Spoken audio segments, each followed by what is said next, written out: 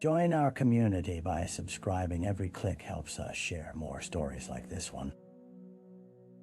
The introduction.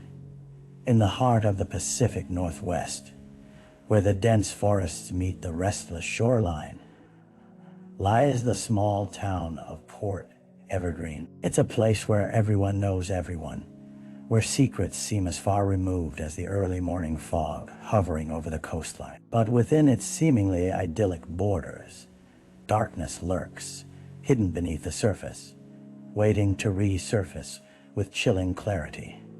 On a rainy October morning in 2017, the town awoke to its worst nightmare. A local teenager, Jessie Thompson, had disappeared. At 16, she was a bright spark, known for her infectious laughter and boundless energy. The last sighting of her was at the town's only high school, where she was seen leaving the evening basketball game with friends. By 10 that night, she was gone. Her parents, Sarah and Mark, frantic and desperate, reported her missing as soon as the sun rose. The sea, often a source of adventure for Jessie and her friends, suddenly became the town's greatest concern. With every passing hour, a gnawing anxiety gripped the community. The sense of innocence was shattered.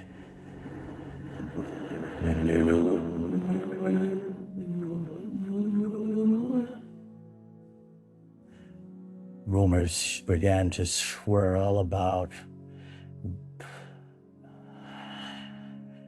or had something more sinister occurred? As local authorities launched an immediate search, scouring the nearby woods and beaches, volunteers rallied.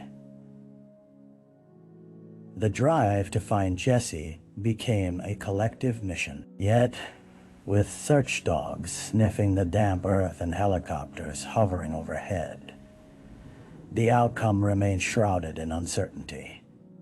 Time was ticking, and for Port Evergreen, the once quiet town would never be the same. The victim.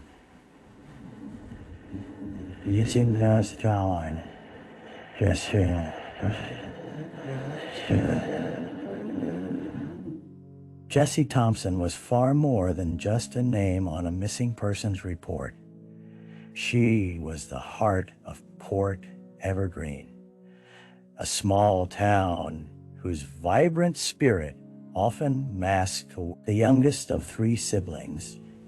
Jessie possessed an unyielding thirst for life, visible in her bouncy curls and freckled cheeks that lit up with every smile. Almost every weekend, she could be found volunteering at the local animal shelter, her laughter echoing amid the barking dogs and mewing cats. Those who interacted with her knew of her dreams. Jessie envisioned a future as a marine biologist, inspired by the stunning tides and marine life she explored with her family every summer. Her passion was infectious, drawing in classmates and teaching them about the mysteries beneath the waves. Teachers often remarked that Jessie's enthusiasm ignited curiosity among her peers. Yet, like a dark shadow, the realities of adolescence crept in. Beneath her cheerful exterior, Jessie dealt with the familiar struggles of teenage life. She felt the weight of expectations from her parents, navigated the choppy waters of friendships, and wrestled with the often crippling anxiety that accompanied her pursuits. She was not immune to feeling lost. The evening before her disappearance, Jessie had confided in her best friend, Mia. They had shared hopes and worries, laughter and tears, over large cups of chocolate milkshake at the local diner. Mia remembered Jessie's smile fading when they talked about college, replaced by a furrowed brow. "What if I'm not good enough?" Jessie had whispered.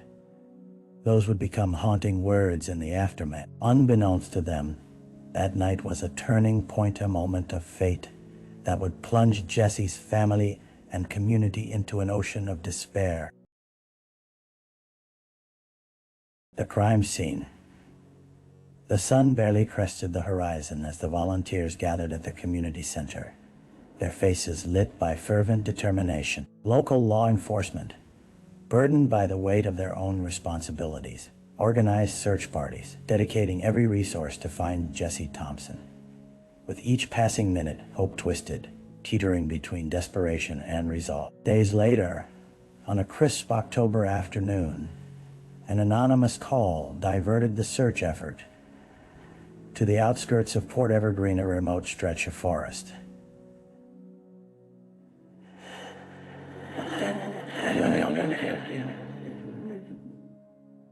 That locals often avoided as sheriff's deputies and search teams arrived. The realization that something had shifted settled over the group like a heavy fog. One of the deputies, Officer Jenna Carlson, gingerly stepped between the trees, her heart racing. Compelled by the urgency of the situation, she ventured deeper into the dense underbrush. The air was thick with the scent of damp earth and decaying leaves. It was here, amid the towering pines, that she stumbled upon a hidden clearing. Her heart sank. Lying in the overgrown grass was a backpack, unmistakable navy blue one, that Jessie had taken to the game. It lay partially unzipped, scattered papers and a pink phone charger spilling across the ground. There were no signs of struggle nearby, yet an unnerving silence enveloped the area. Officer Carlson crouched beside the backpack, recording specifics in her notebook, when a gut-wrenching feeling twisted her insides. She pressed her radio to her lips, the unease palpable as she spoke. "I need backup out here. We may have found something." The words hung in the air, heavy with unspoken fears. Minutes felt like hours as officers arrived, carefully combing the clearing. In a matter of moments, their routine search for a missing girl turned into a tenacious investigation. This was no longer just a case of a runaway. They were confronting the chilling possibility that a crime had been committed. The stakes were higher than they had ever imagined. The early investigation. As dusk descended upon Port Evergreen, the atmosphere felt more suffocating than refreshing. News of Jessie's backpack spread quickly through town like wildfire. Rumors reinvigorated the sense of dread, and daily life grinded to a halt. Families huddled together, whispering in low voices, while children exchanged furtive glances, uneasy about venturing too far from home. Sheriff Daniels began the investigation with a methodical approach, mobilizing his team to interview locals. They sought anyone who might have seen Jessie on the night she vanished, or had knowledge of the wooded area where her belongings were discovered.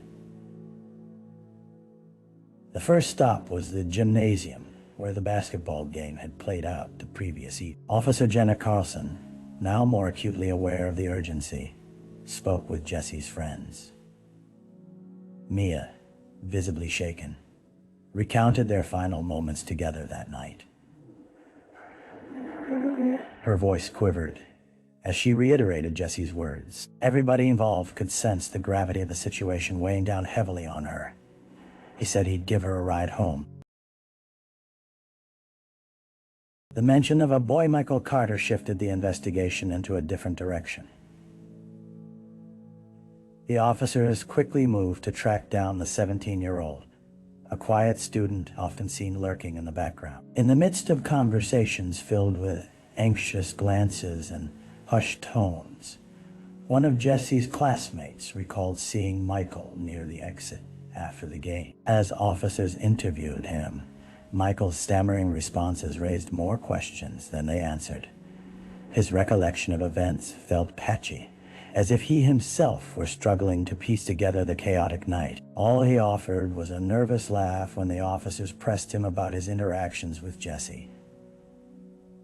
His alibi was uncertain, He claimed he dropped her off nearby, but could not recall the exact moment he'd done so. The officers sensed a flicker of fear in his eyes.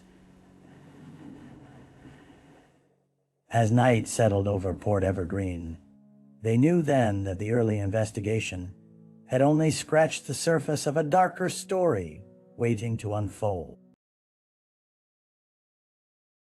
The dead ends. As the sun rose the following day, its light felt like a grim reminder of unanswered questions. A sharp chill of early autumn crept into the hearts of the townsfolk. Days had passed, and despite the arresting presence of law enforcement, leads dried up like fallen leaves, leaving officers frustrated and the community restless. Sheriff Daniels convened a meeting with his team in the very same community center that had served as the hub of volunteer coordination. Charts filled the walls with notes detailing leads and timelines, a patchwork of ideas put together in hopes of finding Jessie. The air hung thick with anticipation, suffused with confusion. Michael Carter's not the only one we need to look at, Officer Carlson announced, her voice steady yet wearied. We've talked to his friends, and they mentioned a group of kids who often hang out at the abandoned pier.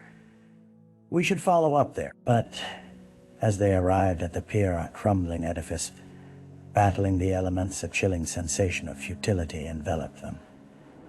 The area was known for its haunting beauty, but also drew in those who leaned toward destructive behaviors. Officers scoured the dilapidated structure and collected witness statements from local fishermen who claimed to see nothing unusual in the days surrounding Jessie's disappearance. The investigation then pivoted to other potential suspects: the lone wolf living in the nearby woods, the transient seen hitchhiking by the highway. Each lead felt promising at first, but led them into yet more shadows. When the deputy on Michael's alibi found no concrete evidence linking him to Jessie's disappearance, the officers were left without solid ground. As the detectives leaned into corners of the community deemed undesirable, seeing echoes of Jessie's laughter and warmth in each search, a sense of dread watched them back. It became apparent that every door knocked upon revealed only more dead ends, each rejection fanning the flames of uncertainty within an already grieving town. Port Evergreen was losing patience, and with it, their hope. A break in the case. Just as the walls seemed to close in on the investigation, a glimmer of hope emerged. A week after Jessie's disappearance, a call came into the sheriff's office. A woman, weathered and worn, had been rummaging through her garden near the outskirts of town when she discovered something unusual, an item that would change the course of the case. Detective Ray Jenkins, assigned to follow up the tip, made his way to the woman's home. With each step towards her modest abode, he felt a mix of skepticism and urgency. Standing at the entrance, he was met by a frail figure with worried eyes.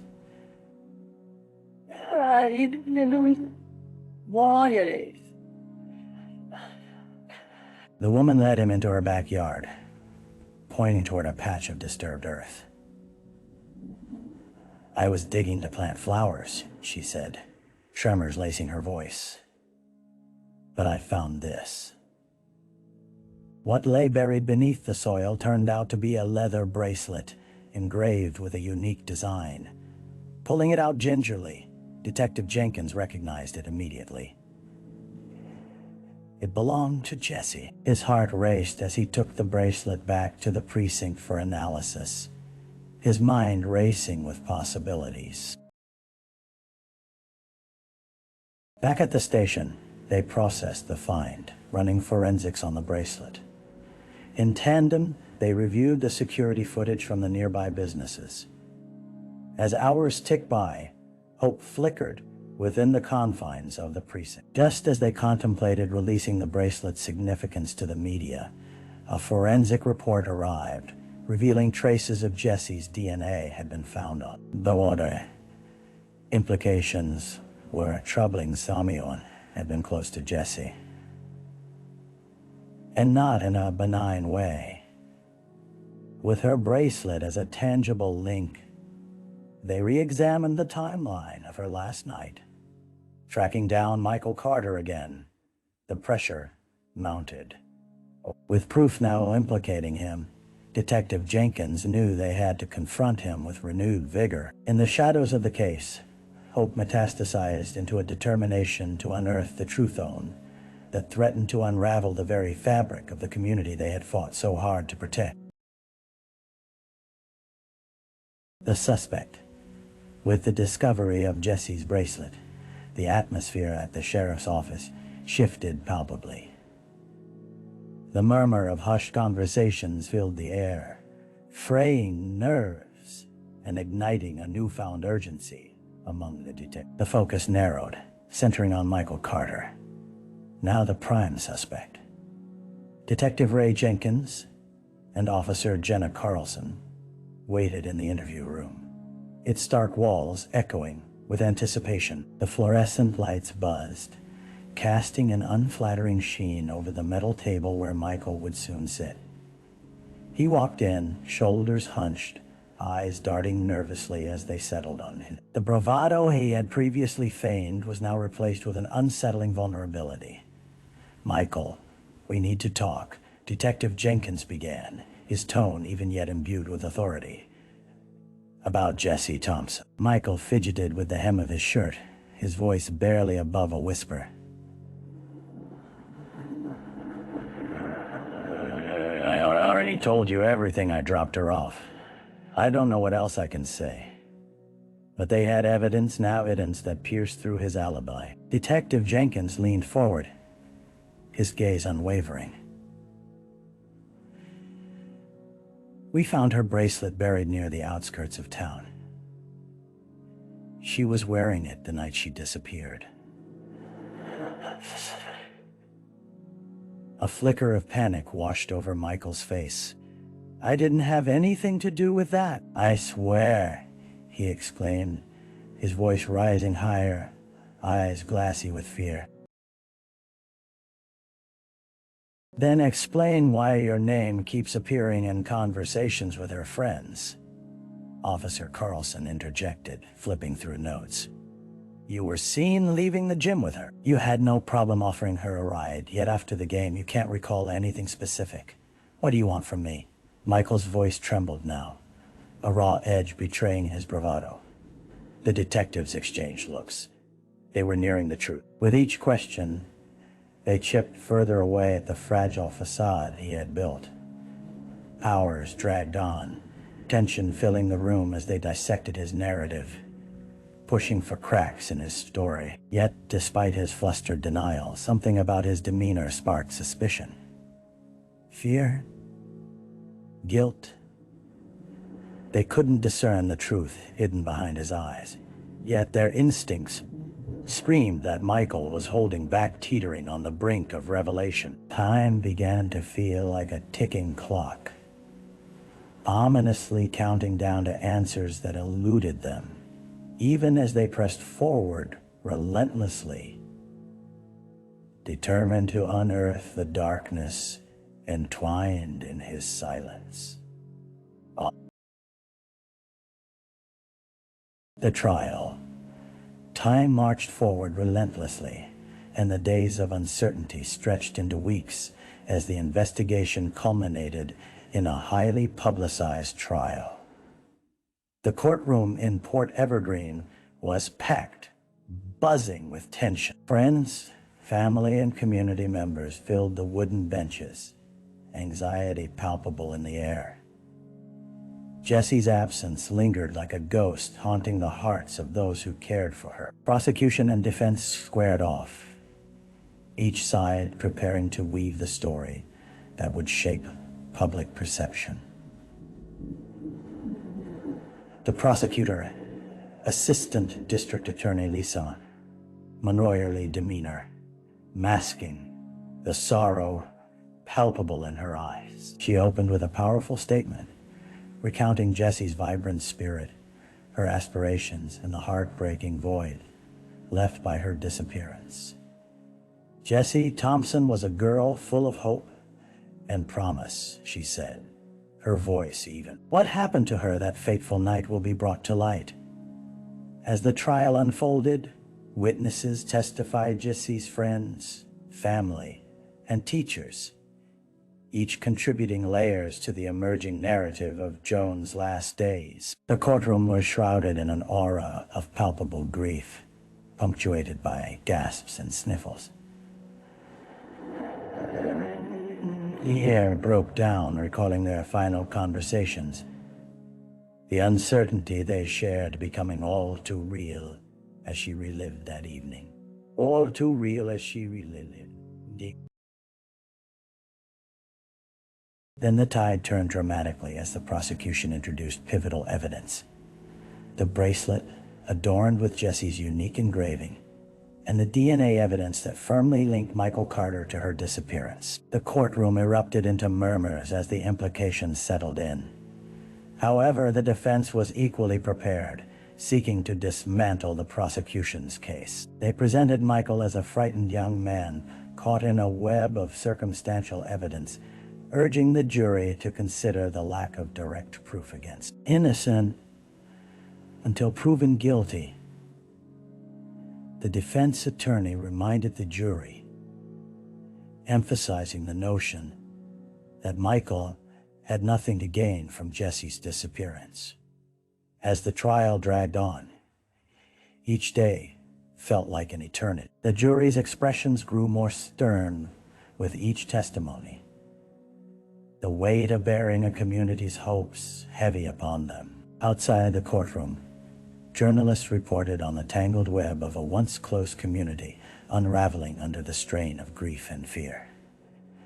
As the final arguments were made, the atmosphere felt electric, expectation crackling in the air. The future of Michael Carter and the longing for justice for Jessie now rested in the hands of 12 strangers, leaving Port Evergreen to navigate the choppy waters of uncertainty, clinging tightly to the hope that the truth would finally rise. The truth would finally rise to the surface. The aftermath. The jury deliberated for 2 long days, their decision looming like a dark cloud over Port Evergreen. When the verdict finally arrived, the courtroom was packed to an uncomfortable tightness. Breaths were held, hearts raced. The tension pulsed through the crowd, palpable and oppressive. As the jury filed in, eyes turned toward Michael Carter, who sat in his chair, hands clenched tightly at his sides. "Will the jury please rise?" The judge announced, his voice steady but heavy. The forewoman stepped forward, taking a deep breath that seemed to still time itself. "We, the jury, find the defendant, Michael Carter, guilty of kidnapping and second-degree murder." A collective gasp erupted in the courtroom, followed closely by the piercing sobs of Jessie's family. Relief washed over them, a mix of sorrow and a profound sense of justice. But as Michael hung his head, the enormity of the verdict began settling uncomfortably upon the townspeople. The elation intertwined with the stark reality that a young life was forever lost. As the gavel fell, marking the end of the trial, the ripples of the case spread through Port Evergreen like the aftermath of an earthquake. The fracture in the community was palpable. Neighbors who had lent each other cups of sugar now looked past one another, haunted by the hidden darkness that had unfolded among them.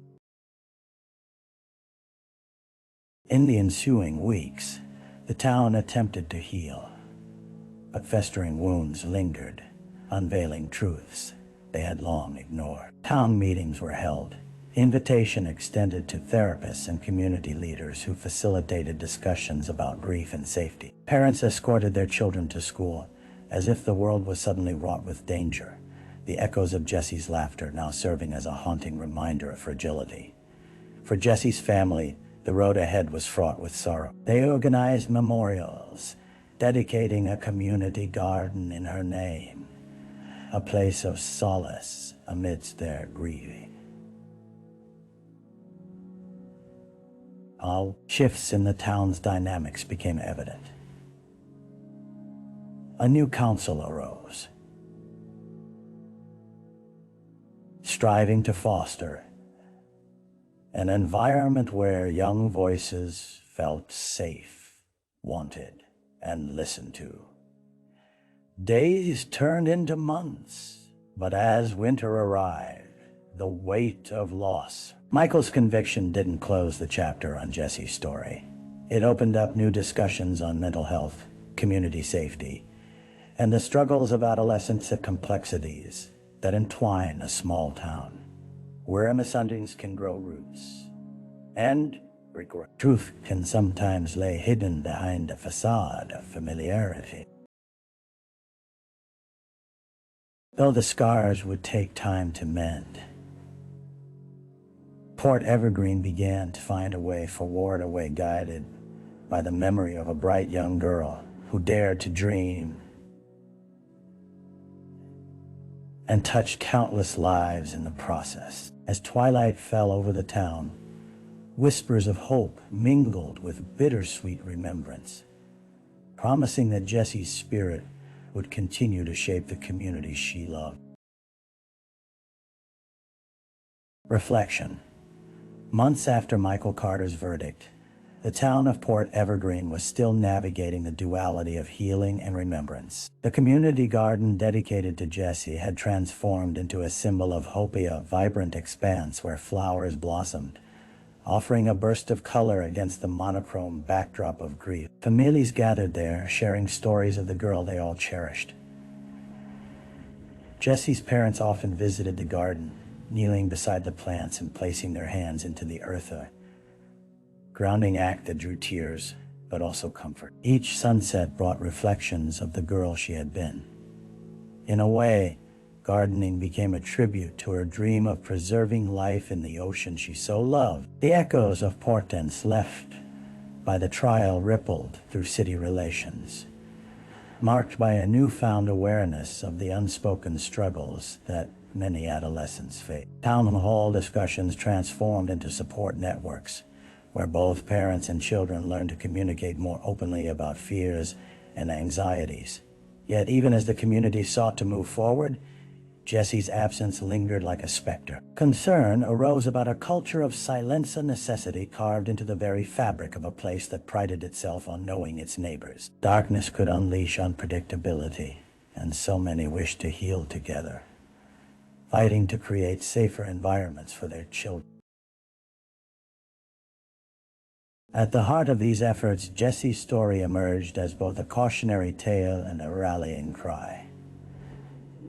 It opened doors to discussions on mental health, the importance of connection, and the power of community. Slowly, once stifled voices became willing to speak, and the town awakened to the fact that vulnerability could lead to unity. And while the shadow of loss remained, the future of Port Evergreen bore the imprint of a young girl whose spirit would forever inspire connection, empathy, and growth.